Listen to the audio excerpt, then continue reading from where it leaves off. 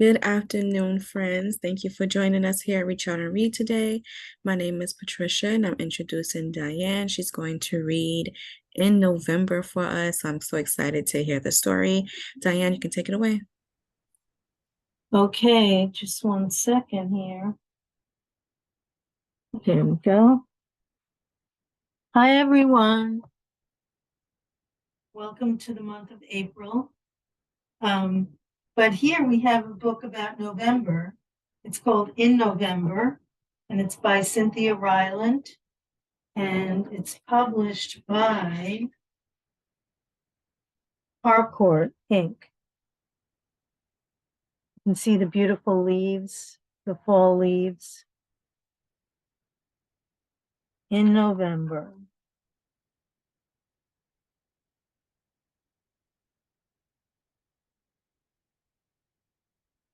The leaves again. And I see a mouse scurrying off.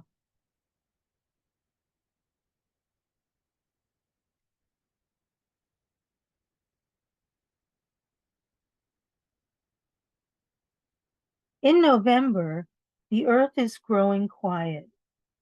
It is making its bed, a winter bed for flowers and small creatures. The bed is white and silent, and much life can hide beneath its blankets. What do you think the winter bed is? I think it's snow, right? Here's a mouse.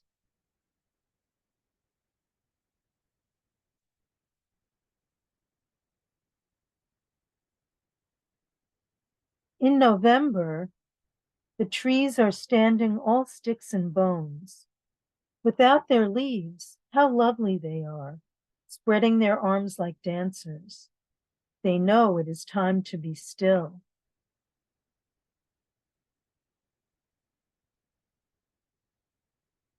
There are the trees without their leaves.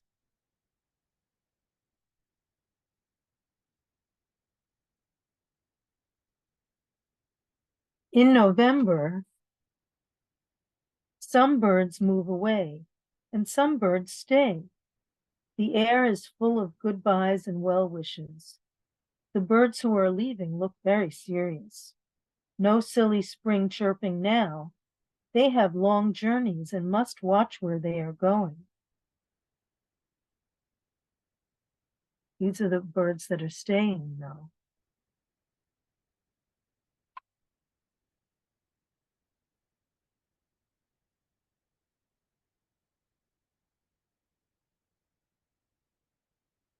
The staying birds are serious too, for cold times lie ahead, hard times.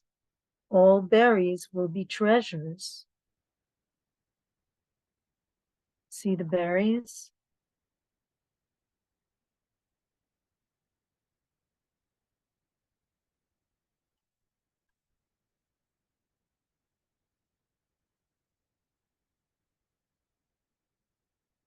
In November, animals sleep more.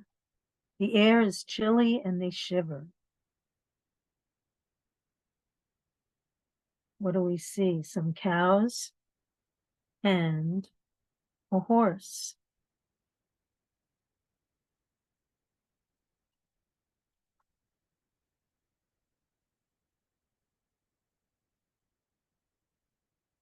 Cats pile up in the corners of barns. See all those cats sleeping together?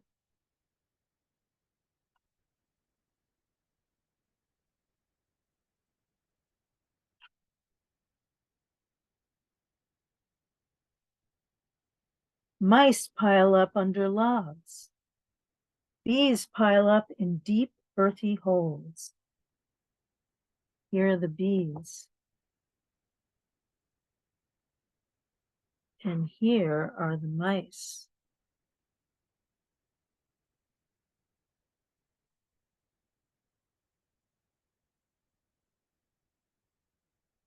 And dogs lie before the fire.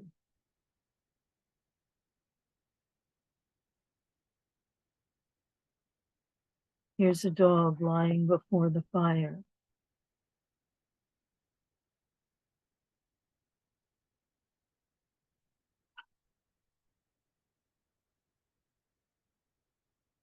In November, the smell of food is different. It is an orange smell, a squash and pumpkin smell. It tastes like cinnamon and can fill up a house in the morning, can pull everyone from bed in a fog. Food is better in November than any other time of the year. I see a pie and children coming from their beds.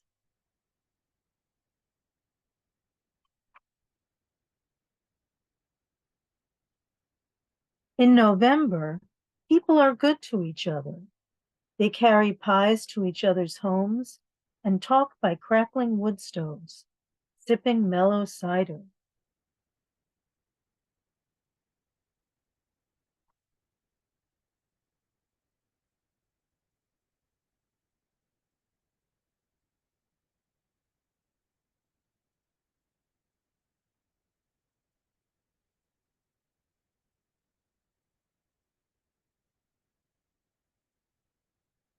They travel very far on a special November day just to share a meal with one another and to give thanks for their many blessings, for the food on their tables and the babies in their arms.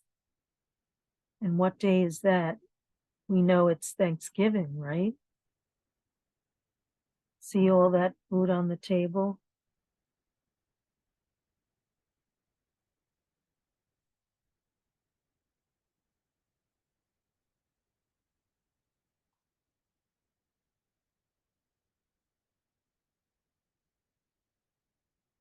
And then they travel back home. We're all bundled up in their winter clothes.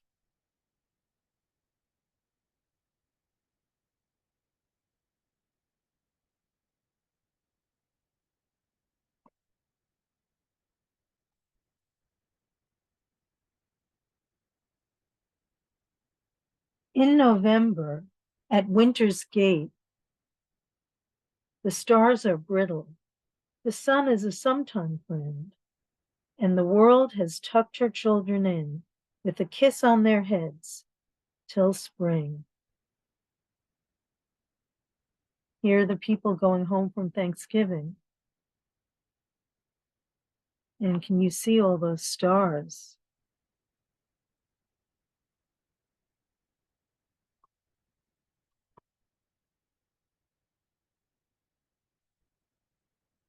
And that's In November by Cynthia Ryland. My next book is a very different kind of book. It's called Just Another Ordinary Day by Rod Clement. And this book is published by HarperCollins Publishers. Just Another Ordinary Day.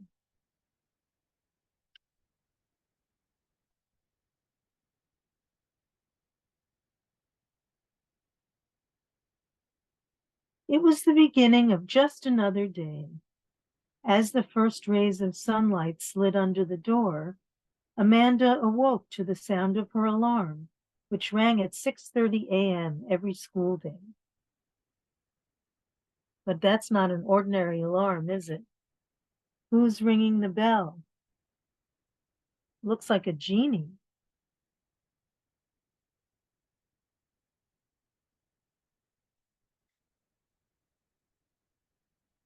She took her time getting dressed because there were so many buckles and buttons. What is she putting on? Not normal clothing, but looks like armor.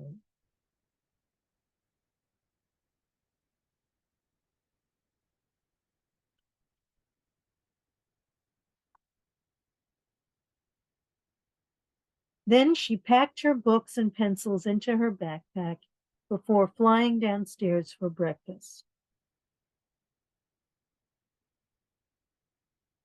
She's really flying with wings.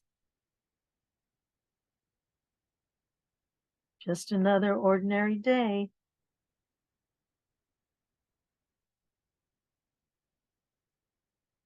She was never very hungry in the mornings. All she could eat was one boiled egg and two pieces of toast. Wow, look at the size of that egg. And there are her parents eating their breakfasts.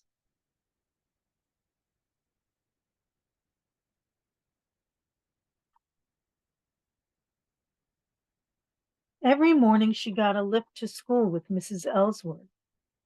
Mrs. Ellsworth was the oldest person on the block and told amazing stories about life in the old days. She also drove the oldest car in the world, so they were never on time. What does Mrs. Ellsworth look like to you? She looks like a dinosaur.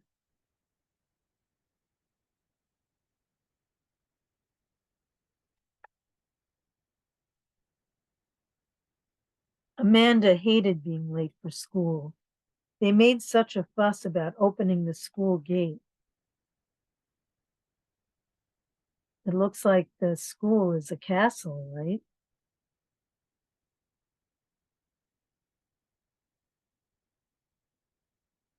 There's Amanda.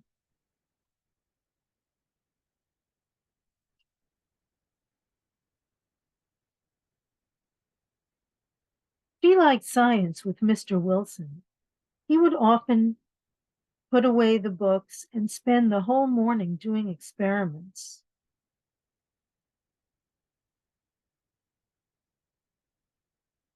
What is Mr. Wilson? He looks like a fly to me.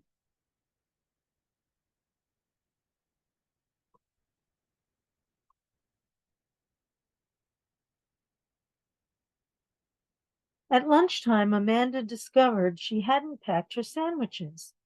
Luckily, she had just enough money to buy some lunch from the cafeteria.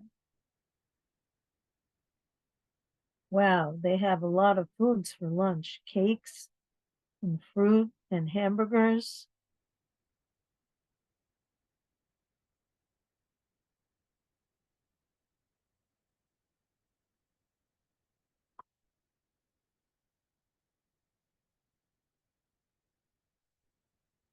Later, Amanda and her friends talked to Sue, the new girl, who told them stories about her home in a land far away. Here's the new girl. She looks like an alien. That's why her home is so far away. And there's Amanda and her friends looking up in the sky.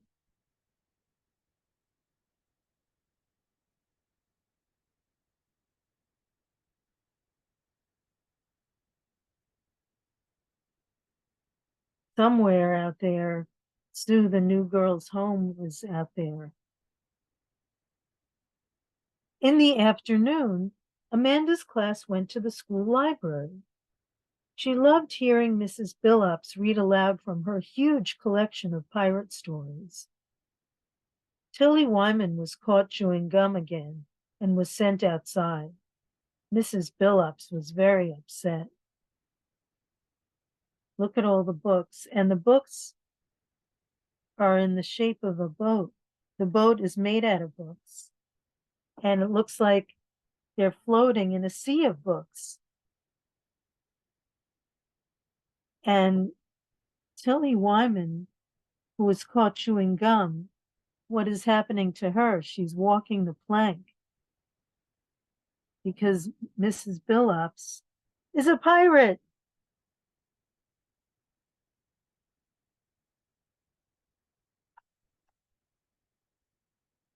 When school was over, Amanda's mom picked her up in their off-road vehicle for the rough ride back home.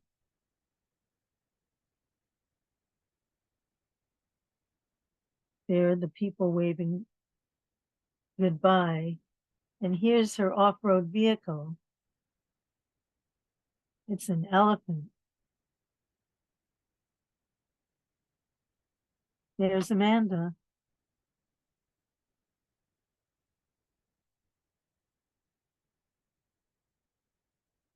When they finally arrived home, Amanda and her mom took a shower to wash off the dust. It looks like they're in a waterfall.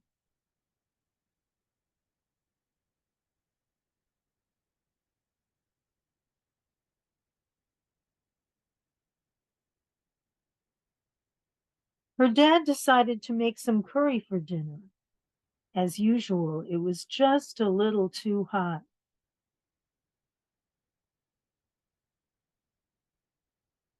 What happened? It caught on fire. They had to call the fire department. Here's the fireman.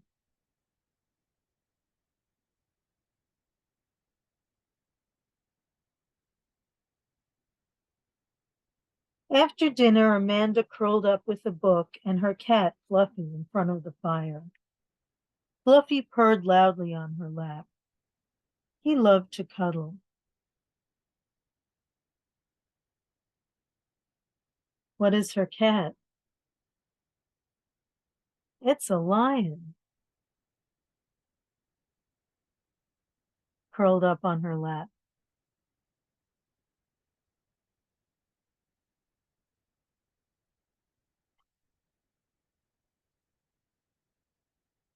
It was the end of the day, just like any other ordinary day, but it was exhausting just the same. As Amanda drifted off to sleep, her father gently picked her up and carried her upstairs to bed. Remember, her bed was on top of a mountain, all the way up there where her alarm was in the morning.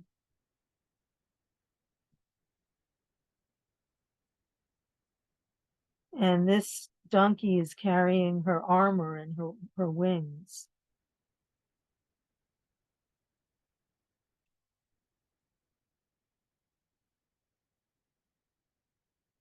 After your ordinary day, you'll need some sleep too. And that's just another ordinary day.